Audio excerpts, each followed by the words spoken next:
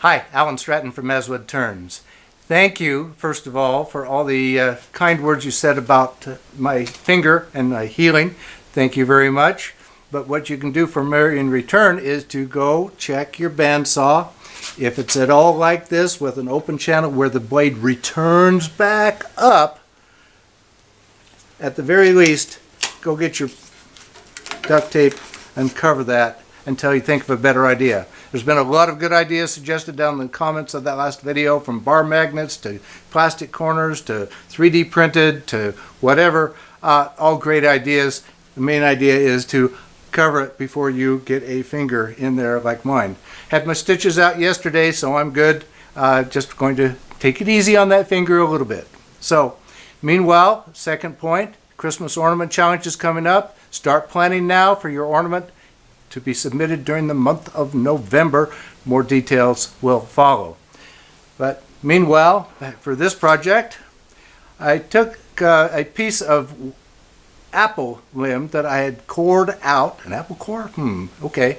Anyway, a long time ago, it's definitely dry, and made this little box out of it. So let's make this little apple, pear, and what's that walnut doing there? Box. Some time ago, when the wood was fresh, I did the hard work on this piece of apple limb. At that time, I cut the limb into smaller chunks and drilled out the pith. I lost the bark while it was drying, but I still have the live edge on with just a bit of cambium layer. The wood has distorted a little and still has the original tenons. My task now is to clean up the interior surface. For this, I picked a medium box scraper. Later, I switched to a larger one when it got deep. It was vibrating way too much. I only want to graze the surface to even it out and to clean it out. I also cut a mortise for the lid. Then swap ends so I can tackle the same task from the other end. I do not need the tenon anymore. I also cut a mortise that will receive a bottom. Then sand with a long hemostat, keeping my fingers out of the holes in case it grabs with the lathe on.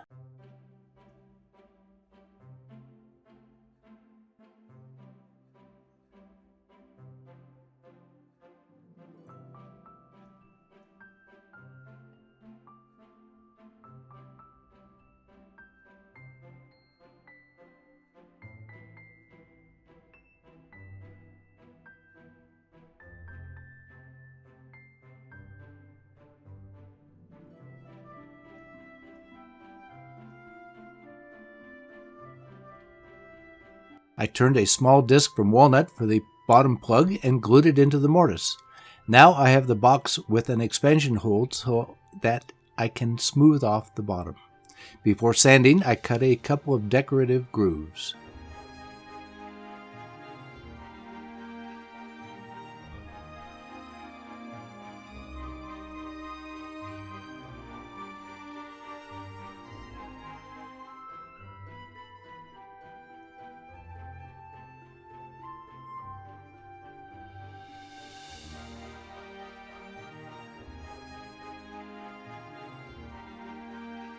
I am applying walnut oil for my finish. It seems appropriate for an apple box with a walnut bottom and a pear top. This one I will buff for a bit of shine that will be tempered by the natural live edge. For the lid, I found a chunk of pear that is also dry. The first task with the pear is to cut a tenon to fit the mortise on the top of the box. Once the lid fits, I first rough hollow with my spindle gouge from center out. Then finish it off with a round nose scraper. The last task before sanding is to cut an expansion mortise inside the lid. After sanding, I apply walnut oil to the inside of the lid.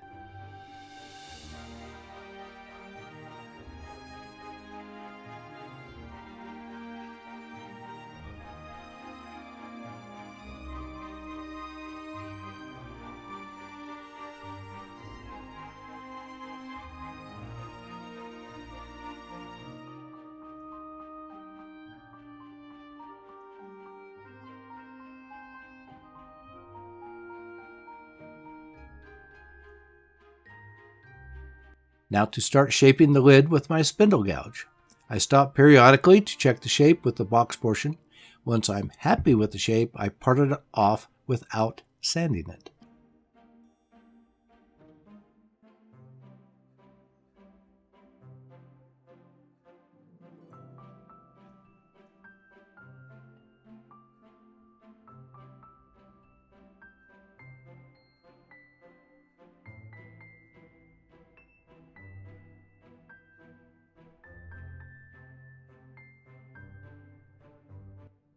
With the lid mounted on a smaller chuck with an expansion mount, I can cut the finishing touches to the lid, then sand and apply walnut oil.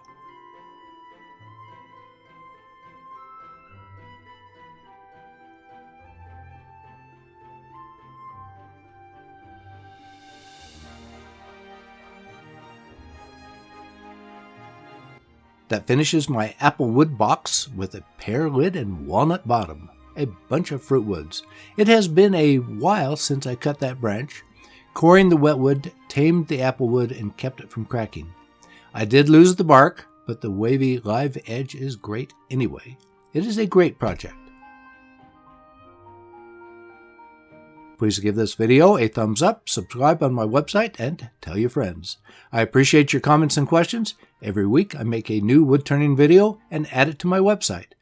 Please wear your full face shield for safety anytime the lathe is running. I'll see you next week with another wood turning video.